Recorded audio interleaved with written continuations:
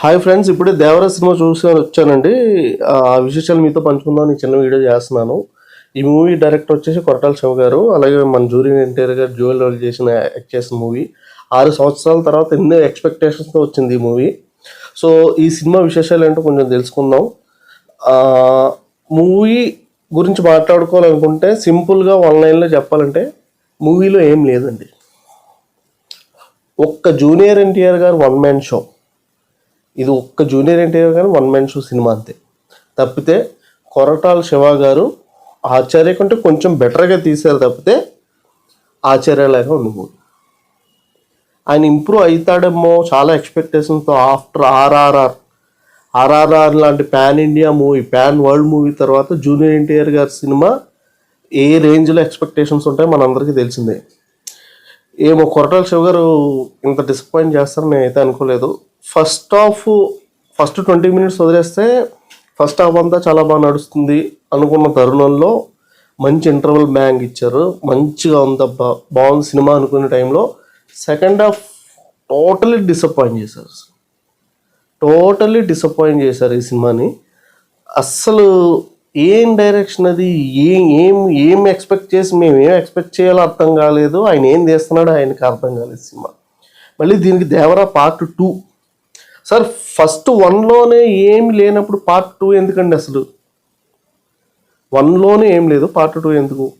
So నాకే ఎలా అనిపిస్తుందా లేదా అందరికీ ఎలాగే అనిపిస్తుందా అని చెప్పి నేను థియేటర్లో రివ్యూస్ కూడా తీసుకున్నాను. అవి కూడా మీకు చూపిస్తాను. ఒక్కసారి ఎర్లీ మార్నింగ్ షోలో జూనియర్ ఎన్టీఆర్ ఫ్యాన్స్ డిసప్పాయింట్ అయిపోయారు. తర్వాత షో చూశాను, అది డిసప్పాయింట్మెంట్.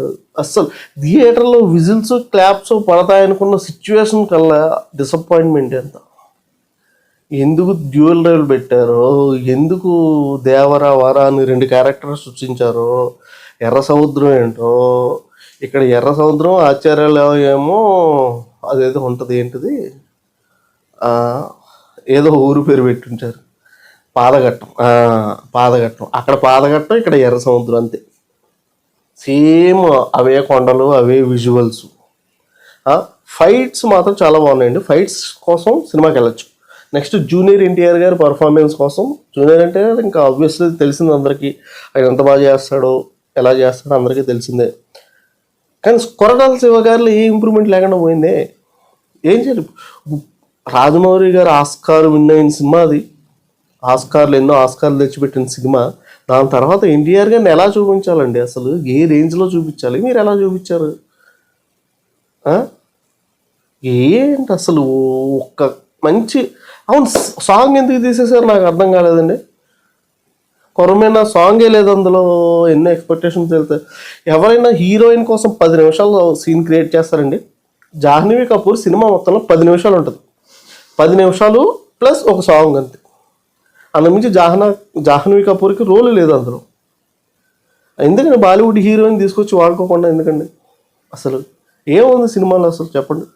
సైఫ్ అలీ ఖాన్ గారు రెగ్యులర్ రొటీన్ విలన్కి బాలీవుడ్ హీరో ఎందుకండి మనకి? ఏందో ఈ మధ్యన సైఫ్ అలీ ఖాన్ గారు తెలుగులో ఏ సినిమా చేసినా అటర్ ఫ్లాప్ అవుతుంది. ఆదిపురుష్ అలాగే చేశారు. సైఫ్ అలీ ఖాన్ గారికి తెలుగు సినిమాని ఏమి వచ్చి రావట్లేదేమో అని నేను అనుకుంటున్నాను. చాలా డిసప్పాయింట్ చేశారండి కొరటాల శివ గారు అయితే. ఏదో ఎక్స్పెక్ట్ చేసి వెళ్ళిపోయాం కానీ అస్సలు సినిమా అయితే ఓకే. అంటే నేను ఎవరిని చూడొద్దని చెప్పను, బట్ ఇంకొంచెం బాగా తీసుంటే చాలా బాగుండేది సినిమా. ఫస్ట్ హాఫ్ని అదే కంటిన్యూ చేసి ఉంటే చాలా బాగుండేది. అస్సలు ఏం ఇంకా ఈ సినిమాకి రేటింగ్ ఇవ్వాలంటే ఒక 2.5. ఆ 2.5 అనే ఎన్టీఆర్ గారి పర్ఫార్మెన్స్ కోసం ఆ 2.5 అండ్ విజువల్ ఎఫెక్ట్స్, ఫైట్స్, వీటి కోసం అయితే 2.5 ఇవ్వచ్చండి. అంతకుమించి స్టోరీ సేమ్ రొటీన్ స్టోరీ. ఏదో క్లైమాక్స్లో ఏదో ట్విస్ట్ ఇచ్చేద్దాం, బాహుబలి రేంజ్ ట్విస్ట్ ఇచ్చేద్దాం అనుకున్నారు కానీ ఆ బాహుబలి రేంజ్ ట్విస్ట్ కాదు కదా. చిరాకు వచ్చింది జనాలకి. ఎందుకు ఇది, ఈ సీన్ ఎందుకు పెట్టాలి? ఇప్పుడు క్లైమాక్స్ అంత వరస్ట్ నేను చూడలేదండి.